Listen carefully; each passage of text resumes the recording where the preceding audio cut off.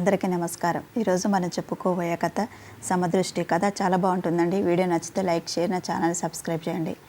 మందబుద్ధికి సమస్యలకు అంతమే లభ్యం. మానవుడి జీవితంలో అనేక సమస్యలను ఎదుర్కోవలసి ఉంటుంది. ఈ సమస్యలకు పరిష్కారం అంతరంగం నుండే రావాలి. మనసే ఈ సమస్యలన్నింటినీ సృష్టిస్తుంది కాబట్టి ఈ సమస్యలను తొలగించడం కూడా మనసు చేసే పని. మనసు సమస్య స్థితిలో ఉన్నప్పుడు వివేకంతో సమస్యలన్నింటినీ బహిర్గతం చేస్తుంది. చదువు పైన తేలికగా కనపడే సమస్యలను పట్టే భ్రాంతి మాత్రమే. సుఖదుఖాలు మానవుని స్వాధీనంలో ఉంటాయి.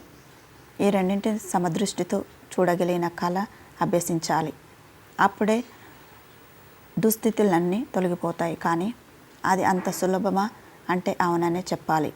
నీవు ఆధ్యాత్మిక మార్గాన్ని ఎంచుకొని భగవాన్ మానలో నిమగ్నుడై ఉంటే నీలో సరైన దృక్పథం వృద్ధి చెందుతుంది.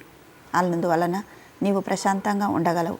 శ్రీ గణపతి సచ్చిదానంద స్వామి అన్న సంకీర్తన చేస్తూ ఆధ్యాత్మిక కార్యక్షణాల్లో నీటి బుడగ ఏ విధంగా రూపు లేకుండా పోతుందో అదేవిధంగా భూమిపై మనిషి జీవితం కూడా సమసిపోతుంది.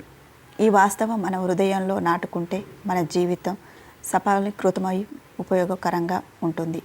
ఈ సత్యమునే మనం ఎల్లప్పుడూ తదేకంగా దృష్టిలో పెట్టుకొని జీవితాన్ని గడిపితే బంధ విముక్తులం కాగలం. ఏ మనిషి కూడా గమ్యం లేని జీవితాన్ని గడపకూడదు. జీవితంలో అన్ని రకాల భోగాలు అందుబాటులో ఉండడం నిజమైన ఐశ్వర్యం కాదు. ఆ విధమైన సంపదలన్నీ బంధాలి. వాటి వల్ల నీకు తెలియకుండానే నిన్ను నువ్వు బంధించుకుంటావు. త్యాగబుద్ధిని పెంచుకోవడంలోనే ఆత్మజ్ఞానం ఉంది. సంపదను భగవంతుడు ఇచ్చిన ప్రసాదం వాడుకోవాలి. కొంత ముందుగానో లేక ఆలస్యంగానో ఏదో ఒకరోజు ఈ ప్రాచీన సంపదను కోల్పోవలసిందే. అందువలన సంపద పట్ల సమదృష్టిని అలవరుచుకోవాలి. Thank you for watching.